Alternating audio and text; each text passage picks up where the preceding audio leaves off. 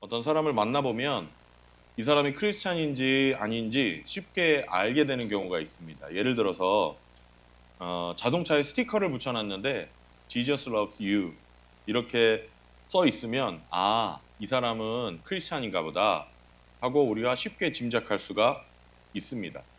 요새는 십자가를 장식용으로 하도 많이 달고 다녀서 확실하지는 않지만 그래도 어떤 사람이 단정하게 십자가 목걸이를 걸고 있으면 이 사람은 크리스찬인가 하고 우리가 추측할 수가 있습니다.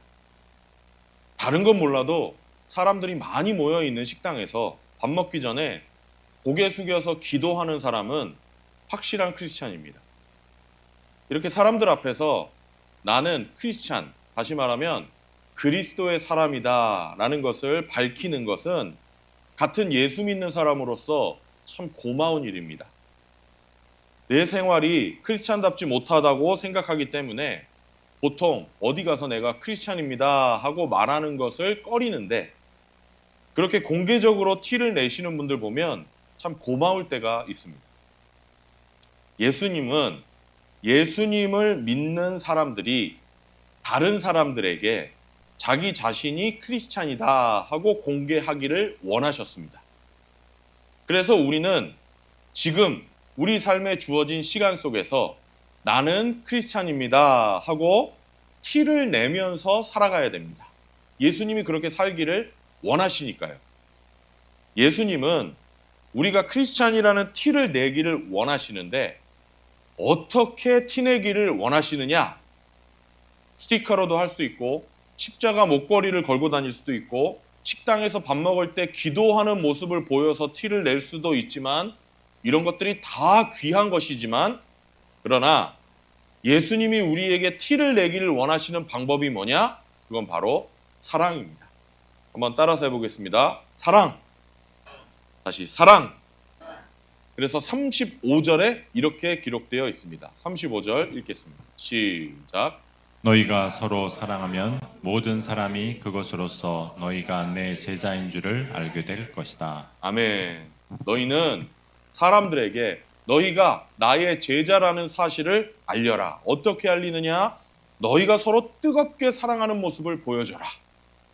그 모습을 보면 사람들이 이 사람들은 예수의 제자구나 하고 알게 될 것이다. 이런 말씀입니다. 실제로 사도행전을 보시면요. 예수님이 부활하신 다음에 성령님이 내리시면서 120명밖에 안 됐던 첫 번째 교회가 급성장을 하는 모습이 나옵니다. 성경에 그게 아주 자세하게 묘사되어 있습니다. 엄청난 성령의 능력이 나타났어요.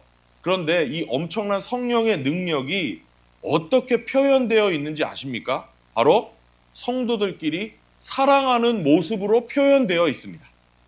사도행전 2장 44절부터 47절까지 아주 구체적으로 표현되어 있는 내용을 한번 보십시오. 읽겠습니다. 시작. 믿는 사람은 모두 함께 지내며 모든 것을 공동으로 소유하였다. 그들은 재산과 소유물을 팔아서 모든 사람에게 필요한 대로 나누어 주었다.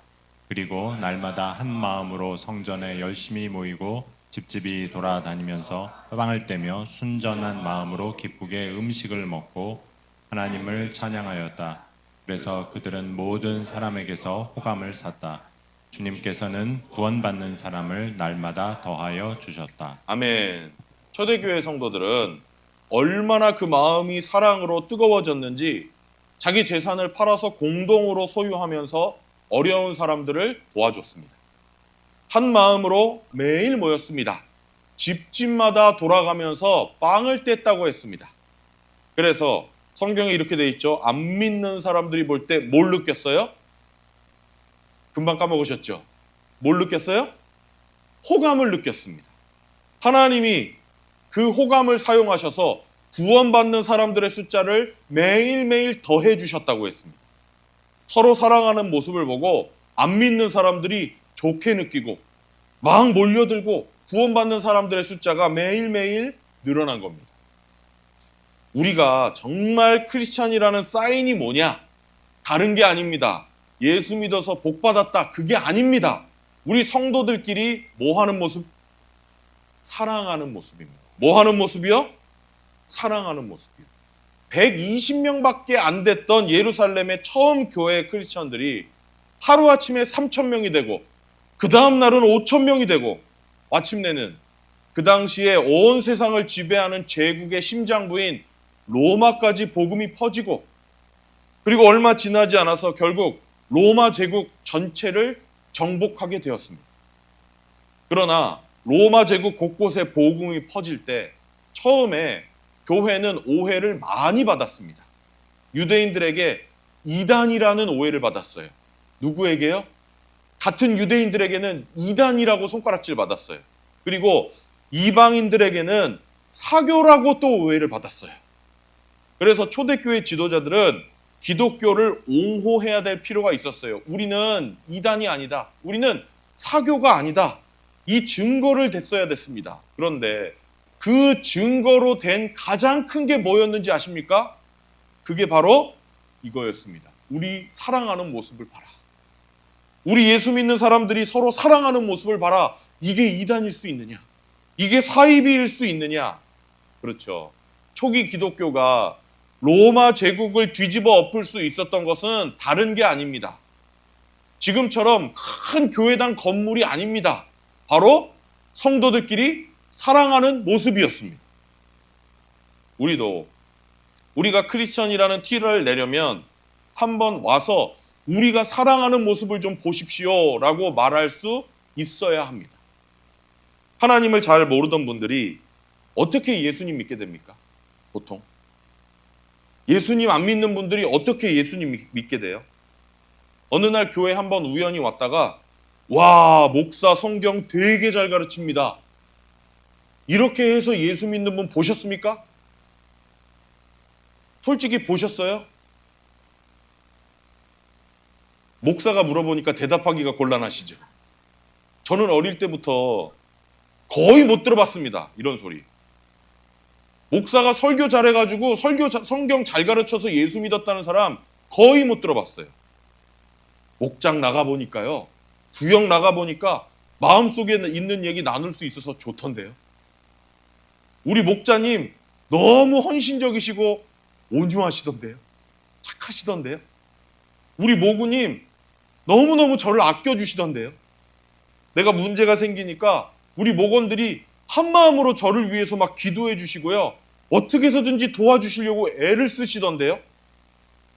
대부분은 이렇게 주변 사람들이 사랑을 했기 때문에 그 마음이 움직인 거 아닙니까? 그러다 보니까 목장도 오게 되고 교회도 오게 되고 그러다 보니까 목장에서 교회에서 시간을 보내면서 예수님도 영접하게 되는 거 아니겠습니까? 우리 성도님들, 기독교는요 고백의 종교입니다. 기독교는 고백의 종교예요. 우리는 내가 크리스찬이라는 거 당당하게 고백할 수 있어야 됩니다. 예수님은 너희가 서로 사랑하면 모든 사람들이 그곳으로 너희가 나의 제자인 줄을 알게 될 거라고 했습니다. 다시 말하면 고백의 방법이 뭐냐? 서로 사랑하는 거라는 것입니다. 자, 그런데 성도들끼리 사랑하되 어떤 식으로 사랑해야 되느냐? 예수님이 방법까지 알려주셨습니다. 34절입니다. 읽겠습니다. 시작. 이제 나는 너희에게 새 계명을 준다. 서로 사랑하여라. 내가 너희를 사랑한 것 같이 너희도 서로 사랑하여라. 내가 너희를 중간부터만 다시 읽어볼까요? 시작. 내가 너희를 사랑한 것 같이 너희도 서로 사랑하여라. 아멘. 예수님의 사랑, 즉 예수님처럼 사랑하는 것이 우리 주님이 원하시는 사랑이라는 겁니다. 근데 예수님이 우리를 사랑하신 것처럼 우리가 서로 사랑한다? 어떠세요? 기쁘세요? 부담되세요? 다시요. 예수님이 나를 사랑하신 것 같이 내가 내 옆에 있는 사람 얼굴 보세요. 이 사람을 사랑한다. 어떠세요? 기쁘세요? 부담되세요? 우리가 예수님이요 십자가에서 나를 위해서 죽으셨다는 걸 아니까 예수님처럼 이 사람을 사랑한다는 게 희생하는 사랑이라는 정도는 압니다. 그렇죠? 아시죠? 그런데 예수님이 십자가에 달리신 그 모습을 보면 나랑 차이가 많이 나요? 별 차이가 없어요? 너무 차이가 많이 나요. 그래서 우리 이렇게 생각합니다. 이야, 나는 이거는 흉내 못 내. 나는 도저히 이건 흉내낼 수 없어. 하는 부담감이 생깁니다. 그래서 우리가 말로는 얼굴 웃으면서 예수님의 사랑으로 사랑합니다. 주님의 사랑으로 사랑합니다. 말로는 이렇게 하지만 구체적으로는 이게 막연한 겁니다. 근데 본문에서 예수님의 사랑으로 사랑하는 게 도대체 뭔지 예수님이 구체적으로 그 예를 보여주고 계십니다. 바로 예수님이 가룟 유다 그리고 또 한 사람 베드로 이 두 사람을 다루시는 모습을 통해서 여기서 우리는 예수님처럼 사랑한다는 게 이런 거구나 하는 힌트를 얻을 수가 있습니다. 우리 두 가지를 그래서 생각해 볼 텐데요. 오늘 간단하게 먼저 첫 번째로 예수님의 사랑은 어떤 사랑이냐? 첫 번째로 노출하시는 사랑입니다. 노출하시는 사랑. 누구에게 무엇을 노출하시느냐? 가룟 유다에게 자기 자신을 노출하시는 예수님의 사랑입니다. 지금 이 말씀을 읽은 이 장시의 배경은요. 목요일 저녁입니다. 흔히 말하는 최후의 만찬이 있던 저녁이에요. 그 자리에서 예수님이 제자들에게 하시는 말씀이 21절입니다. 21절 한번 다시 읽겠습니다. 시작. 예수께서 이 말씀을 하시고 나서 마음이 괴로우셔서 많이 드러내어 말씀하셨다. 내가 진정으로 진정으로 너희에게 말한다. 너희 가운데 한 사람이 나를 팔아 넘길 것이다. 예수님은 예수님 자신이 죽을 거라는 사실을 전에도 이미 몇 차례 말씀하셨습니다. 구체적으로 십자가에서 죽으실 거라는 사실도 예수님이 알려주셨어요. 그런데 제자 중에 한 사람이 배반해서 내가 죽을 것이다 라는 이거 어떻게 보면 폭탄 선언이잖아요. 여기 있는 놈 중에 한 놈이 나를 배반할 거다 그 얘기거든요. 최후의 만찬 자리에서 이 폭탄 선언은 오늘 밤에 지금 처음 하시는 겁니다. 이 말을 듣고 제자들이 얼마나 놀랐겠습니까? 그래서 요한복음을 쓴 이 요한은 그냥 제자들은 예수께서 누구를 두고 하시는 말씀이신지를 몰라서 서로를 쳐다보았다 이렇게 기록해 놨거든요. 그런데 다른 복음서에 보면은 제자들이 예수님께 직접 질문을 합니다. 뭐라고 질문을 하냐면 선생님 접니까? 이렇게 물어요. 근데 여러분 잘 생각해 보세요. 뭐라고 물었다고요 제자들이? 선생님 이거 굉장히 재미있는 질문 아닙니까? 선생님 뭡니까? 제자들이 예수님께 그렇게 물었다는 게 배반 얘기를 듣는 순간에 누구도 팔 수 있다. 누구도 얼마든지 선생님을 팔 수 있다고 생각한 거예요. 나도. 그런 거 아닙니까? 선생님 누굽니까? 접니까? 제가 팝니까? 굉장히 저는 이 읽을 때마다 재미있는 것 같아요. 나도 얼마든지 팔 수 있다. 그 가능성을 항상 마음속에 가지고 살았던 거예요. 이 제자들이. 23절 계속해서 읽겠습니다. 시작. 제자들 가운데 한 사람 곧 예수께서 사랑하시는 제자가 바로 예수의 품에 기대어 앉아 있었다. 이 굉장히 재밌는 표현이에요. 요한복음에만 나오는 표현이에요. 예수께서 뭐 하시는 제자? 사랑하시는 제자. 이게 누구냐면요. 많은 성경학자들은 다 요한복음을 쓴 요한이라고 확신합니다. 요한이 맞습니다. 예수님이 제자 12명을 데리고 다니셨는데 그 중에서 특히 3명은 예뻐하셨어요. 3명은 그래서 항상 데리고 다니셨어요. 그래서 복음서에 이 3명의 이름이 제일 많이 나옵니다. 그게 누구냐면 베드로, 야고보, 요한입니다. 마태, 마가, 누가복음에 보면 이 3사람 이름이 굉장히 많이 나오는데요. 그런데 재미있는 게 유독 요한복음에는 처음부터 끝까지 요한이라는 이름이 한 번도 안 나옵니다. 재밌죠? 왜 안 나올까요? 요한복음을 누가 썼어요? 요한이 지가 썼어요. 자기가 썼어요.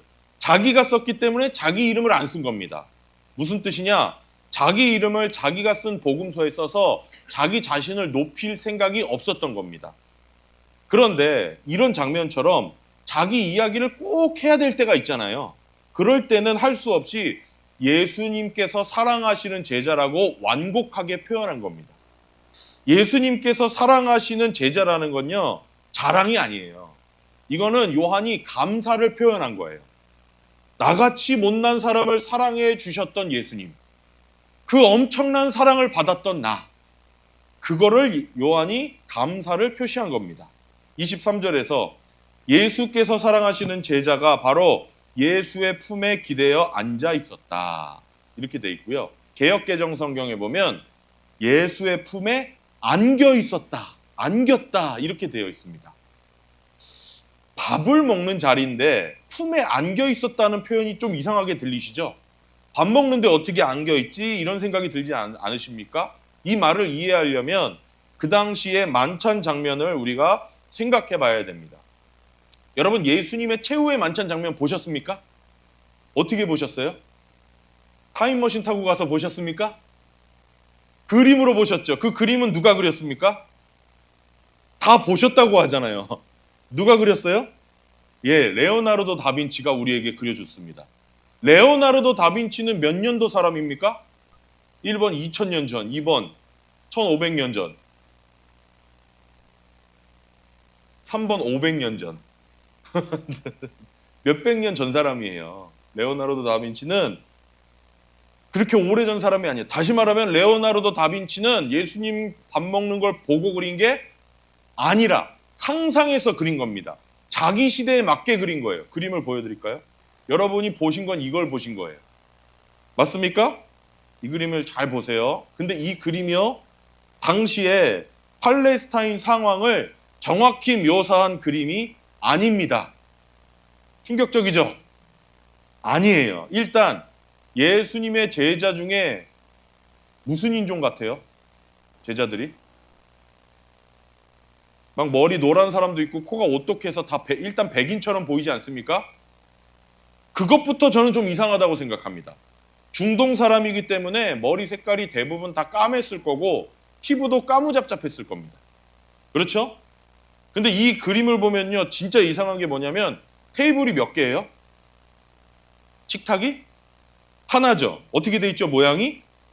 긴 테이블. 한가운데 누가? 예수님이 앉아 계시고, 오른쪽에 몇 명? 6명. 왼쪽에 몇 명? 6명. 이 장면이 뭐냐면요, 예수님이 지금 이 장면이 너희 중에 한 사람이 나를 팔 거다 하자마자 웅성거리는 장면을 다빈치가 그린 장면이에요. 굉장히 잘 그렸죠. 이 그림이 진짜 이상한 게 뭐냐면요, 예수님 당시에는 이렇게 높은 의자에 앉아서 밥 먹는 경우가 거의 없었습니다. 그 당시에는 땅바닥에 앉든지 아주 낮은 소파, 아주 낮은 카우치에 앉았습니다. 또 이렇게 긴 테이블을 놓고 정면으로 앉는 법이 없었습니다. 대부분 만찬을 하면요, 디귿자로 된 테이블에 앉았어요. 한쪽이 이렇게 터져 있고 디귿자로 되어 있어요. 그리고 이렇게 막힌 쪽에 잔치의 주인이 앉고 그 다음 중요한 순서대로 이렇게 앉는 겁니다. 그러니까 멀리 있을수록 덜 중요한 사람입니다. 예수님이 최후의 만찬을 만약에 12제자와 같이 하셨다면 아마 오른쪽으로 있는 테이블에 3명이 앉고 왼쪽으로 있는 테이블에 3명이 앉고 이쪽으로 있는 테이블에 또 3명씩 앉았을 가능성이 클 겁니다. 그리고 예수님이 가운데 앉으셨겠죠. 의자도요, 등받이 있는 의자에 앉아 있었을 가능성이 거의 없습니다.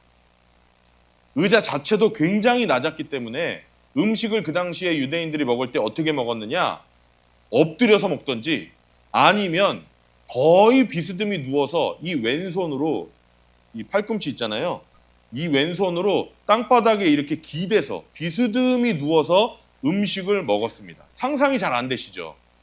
어떻게 밥을 그렇게 먹냐. 이렇게 비스듬히 땅바닥에 기대서 음식을 먹다 보면 내 머리가 누구한테 갈까요? 상상을 해보는 거예요. 누구한테 가요? 옆 사람, 어디 옆 사람이요? 내 왼쪽, 오른쪽. 왼팔을 주로 기댄다니까요. 문화예요, 문화. 내 왼쪽에 있는 사람한테 내 머리가 가게 돼 있습니다. 맞습니까? 그래서 예수께서 사랑하시는 제자가 예수의 품에 기대어 앉아 있었다라는 말이 무슨 뜻이냐면요, 요한이 예수님 오른쪽에 앉아 있었다는 뜻입니다.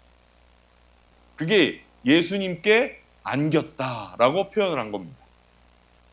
굉장히 최측근이죠, 요한이. 26절 한번 읽겠습니다. 시작. 예수께서 대답하셨다. 내가 이 빵 조각을 적셔서 주는 사람이 바로 그 사람이다. 그리고 그 빵 조각을 적셔서 시몬 가롯의 아들 유다에게 주셨다. 이게 중요합니다, 여러분. 예수님의 오른쪽에 누가 앉아 있었어요? 요한이 앉아 있었다면 가롯 유다는 어디 앉아 있었을까요? 어딘지는 모르겠습니다, 저는. 그런데 확실한 건 가까이 앉아 있었다는 겁니다. 저 멀리 꺾인 쪽에 앉아 있지 않고 예수님하고 가까이 앉았을 거예요. 왜요? 가까이 있어야 빵을 적셔서 줄 수 있었을 거 아닙니까? 그림을 다시 보여주시겠어요? 이 그림을 보면요. 예수님의 오른쪽이 누구예요? 누구라고 했어요? 요한이 어떻게 생겼어요, 지금? 여자같이 생겼죠. 그래서 음모론을 주장하는 사람은 저게 마리아라고 주장합니다. 요한은 예수님 제자 중에 나이가 제일 어려서 아마 미소녀처럼 그렸을 거예요. 그래서 거의 요한만 장수하거든요. 거의 100세까지. 나이가 어렸어요. 그리고 그 옆에 사실은 얼굴이 막 이렇게 수염이 있는, 하얀 수염이 있는 사람이 베드로예요. 베드로가 누구냐고 막 이렇게 화를 내는 장면이고, 베드로가 지금 옆으로 몸을 나온 거거든요. 베드로와 요한 사이에 원래 누가 앉아 있어요. 시커먼 사람 하나. 그게 누구냐면 다빈치가 가롯 유다로 그린 겁니다. 그 가운데 있는 게 가롯 유다예요. 자, 이제 그림 그만 보여주시고요. 이제 가만히 한번 그 당시의 상황을 여러분 한번 생각해 보세요. 가롯 유다는 재정을 맡아서 그 예수님의 공동체에 재정을 살살 도둑질하던 사람입니다. 그리고 몇 시간 있으면 누구를 팔 사람이에요? 예수님을 팔 사람이에요. 예수님이 이걸 아셨습니까? 모르십니까? 이걸 너무나 잘 알고 계십니다. 우리 한번 생각해 보세요. 이 사람이 나를 배반할 거라는 사실을 알면 꼴도 보기 싫어요? 이뻐요. 꼴도 보기 싫죠? 자리를 같이 하는 것도 싫습니다. 공간이 이렇게 넓어도 같은 공간에 있는 것조차 싫습니다. 더군다나 살을 맞대고 같이 밥을 먹는다? 이거는 너무나 싫습니다. 그런데 예수님은요, 가롯 유다를 모든 사실을 뻔히 아시면서도 가까이 앉히시고 함께 식사를 하십니다. 저는 이걸 보면서 예수님의 사랑으로 사랑한다는 게 이런 거구나 하는 생각을 하게 됩니다. 자기를 배반한 배반자에게 자기 자신을 흐트러뜨리고 가까이 두면서 노출하시는 예수님의 모습. 예수님의 사랑으로 사랑한다는 것은 노출하는 사랑입니다. 제가 왜 이렇게 생각하냐면요. 우리 인간이 어떻습니까? 다른 사람에게 상처받지 않으려고 마음을 꽉꽉 닫아놓고 살아갑니다. 나를 싫어하는 사람, 미워하는 사람이 있으면 그 사람 앞에선 더 말조심하고 더 행동을 조심합니다. 왜 그래요? 조금이라도 약점을 보이면 언젠가는 책 잡힐 걸 알기 때문에. 그래서 자기 자신을 꽁꽁 묶어놓고 살아갑니다.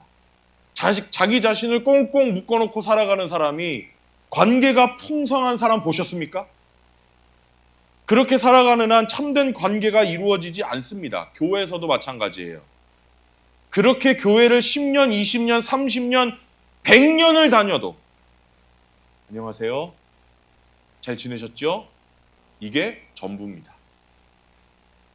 스포츠 시즌이 되면 스포츠 얘기하고요. 정치 시즌이 되면 정치 얘기하고요. 마음 맞으면 같이 운동하고요. 1년에 한두 번 식당에서 만나서 밥 먹는 게 전부입니다. 그리고 교회에서는 웃으면서 찬양합니다. 은혜로 얼굴이 환해요. 서로 어떻게 사는지 전혀 모릅니다. 마음은 꽉 닫아놓고. 마음을 꽉 닫고 있기 때문에 깊은 얘기는 나누지 않습니다. 두꺼운 장갑을 2개, 3개 끼고 악수하고 살아가는 것과 비슷한 관계입니다. 온기도 없고 체온도 없고 정겹고 부드러운 분위기도 없습니다. 이렇게 살 수밖에 없는 우리에게 예수님이 뭘 보여주셨습니까? 자기를 배반하려고 벼르고 있는 가롯 유다를 가까이 두고 함께 하십니다. 너희가 정말 내 사랑으로 사랑하기 원하면 다른 사람이 너를 배반할 위험이 있지만, 다른 사람이 너를 다치게 할 위험이 있지만, 그 사람이 너에게 상처를 줄 위험이 있지만, 이용해 먹으려고 호시탐탐 기회를 노리고 있지만 너 자신을 노출하는 것을 두려워하지 마라. 이게 바로 예수님이 우리에게 직접 보여주신 사랑입니다. 왜 이 사랑을 직접 보여주셨는가? 우리 마음을 노출시키지 않고 우리 삶이 노출되지 않으면 예수님이 원하시는 사랑, 그 사랑 속에서만 누릴 수 있는 참된 관계가 이루어지지 않기 때문입니다. 여러분 한번 생각해 보세요. 목장에서 서로 마음을 내려놓고 자기 자신을 노출하니까 거기서 참된 사귐이 생기고, 아니 언제 가까워져요? 한번 울어야 가까워지죠. 왜 울어야 가까워져요? 울었다는 건 뭐예요? 내가 쌓고 있던 담이 허물어졌다는 뜻이거든요. 그러면은 가까워지고 가족처럼 되는 거예요. 노출된 모습에서 상대방의 아픔을 보거든요. 그 마음의 기쁨을 보거든요. 그 마음의 슬픔이 보이거든요.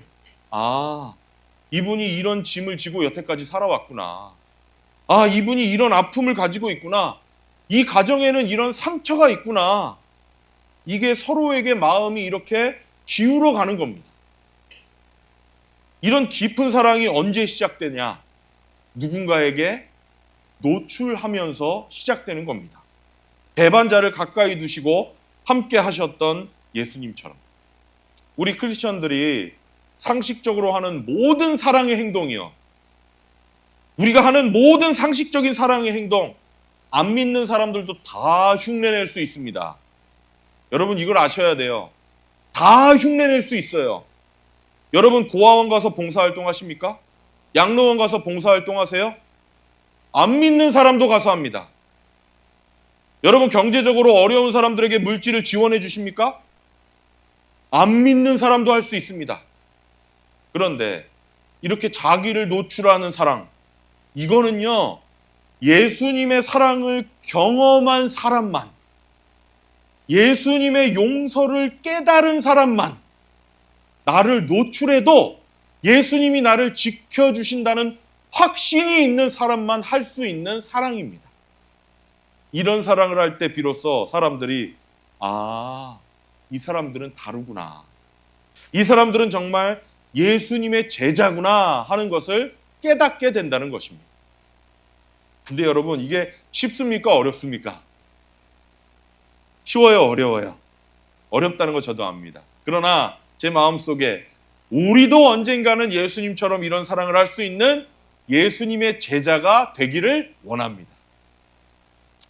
가룟 유다가 예수님을 팔기 위해서 저녁 자리에서 뛰쳐나갑니다. 이렇게 가룟 유다가 나간 뒤에는 베드로가 등장하는데요. 우리는 예수님이 베드로를 대하시는 모습을 보면서 예수님의 사랑으로 사랑한다는 게 이런 거구나 하는 것을 또 느낄 수가 있습니다. 두 번째로 용납하시는 사랑입니다. 베드로를 용납하시는 예수님의 사랑. 예수님이 제자들에게 자꾸 간다, 나 간다, 나는 간다 이렇게 말씀하십니까? 베드로가 예수님에게 질문을 합니다. 36절 읽겠습니다. 시작. 시몬 베드로가 예수께 물었다. 주님, 어디로 가십니까? 예수께서 대답하셨다. 내가 가는 곳에 내가 지금은 따라올 수 없으나 나중에는 따라올 수 있을 것이다. 예수님이 죽으러 가시는 건데 이런 질문을 하잖아요. 충동적인 베드로가 37절에서 대답을 이렇게 합니다. 읽겠습니다. 베드로가 예수께 말하였다. 주님, 왜 지금은 내가 따라갈 수 없습니까? 나는 주님을 위하여서는 내 목숨이라도 바치겠습니다. 어떠세요? 굉장히 베드로가 멋있습니까? 아니면은 경솔합니까? 이런 베드로에게 예수님이 38절에서 대답하십니다. 시작. 예수께서 대답하셨다. 내가 나를 위하여 내 목숨이라도 바치겠다는 말이냐? 내가 진정으로 너에게 말한다. 닭이 울기 전에 너는 3번 나를 모른다고 할 것이다. 아멘. 다시 여러분, 이제 설교를 거의 마쳤습니다. 다시 2000년 전으로 돌아가서 예수님 입장에서 한번 상상해 보십시오. 3년 동안 같이 생활했던 제자입니다. 제자 중에서도 수제자입니다. 그렇게 정성을 다해서 훈련시켰고 사랑했던 수제자가 몇 시간 뒤에 나는 저 사람 모릅니다 하고 부인할 뿐만 아니라 나중에는 저주까지 한다는 사실을 알고 있습니다. 여러분이 지금 누구라고요? 예수님이에요. 알아요? 몰라요? 알아요. 그걸 너무나 잘 알고 있는데 이 친구가 지금 나한테 뭐라 그래요? 나는 주님을 위하는 일이라면 목숨이라도 바치겠습니다. 이렇게 당당하게 이야기해요. 그러면 여러분 어떤 느낌이 드시겠어요?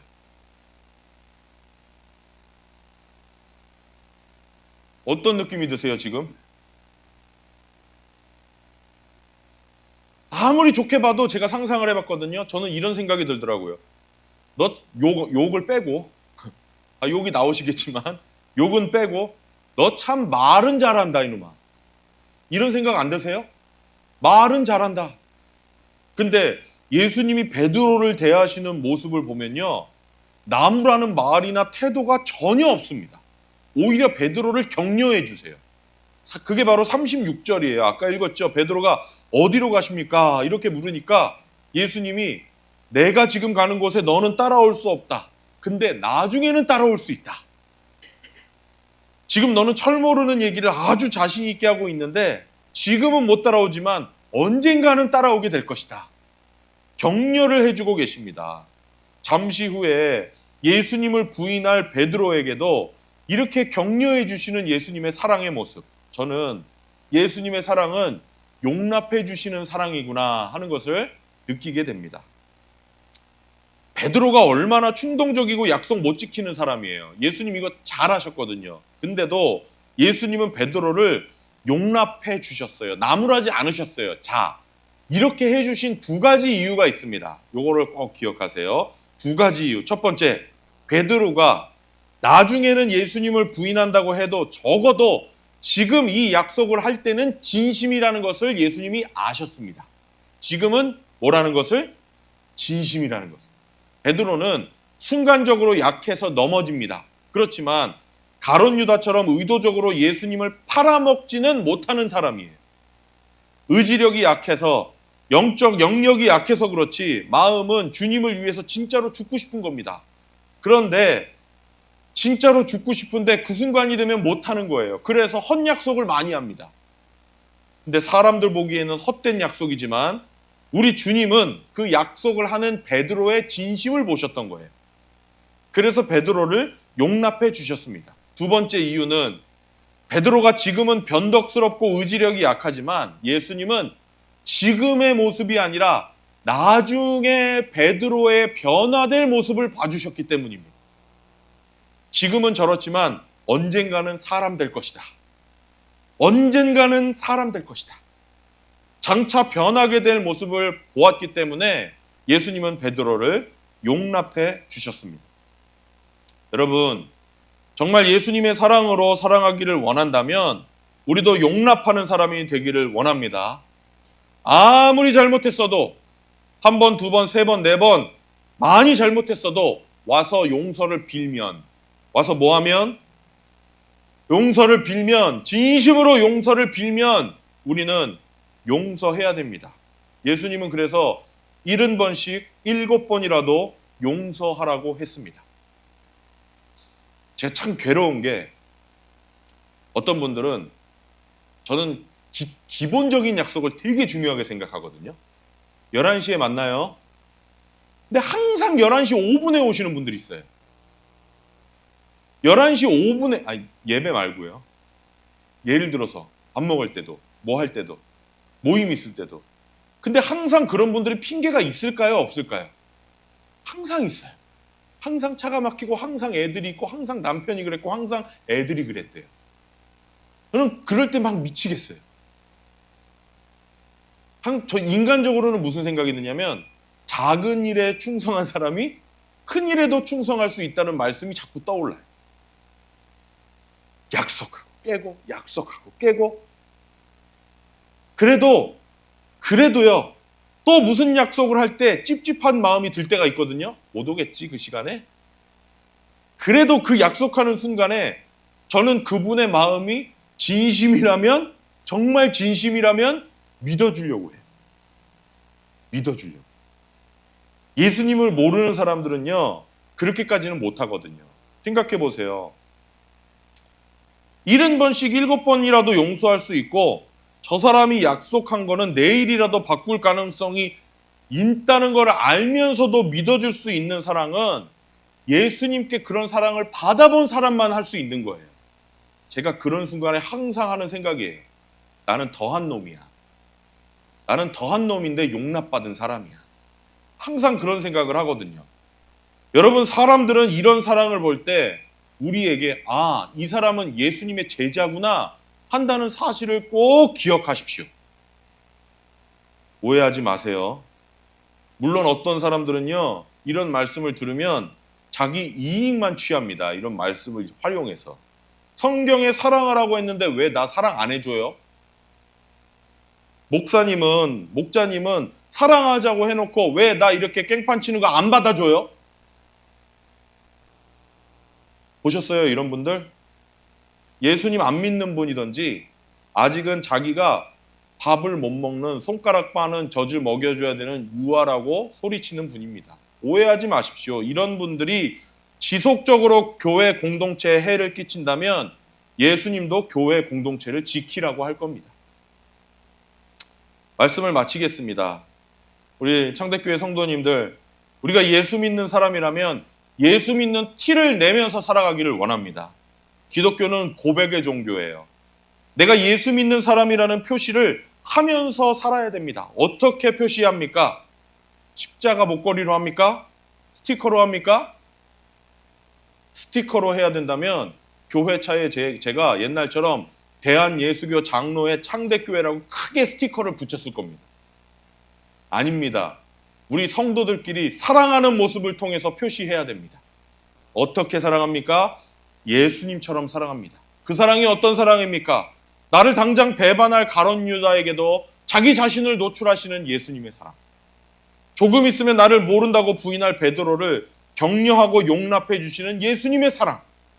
우리도 이런 모습으로 사랑하기를 원합니다. 이런 사랑은 예수님을 안 믿는 사람은 흉내낼 수 없는 사랑입니다.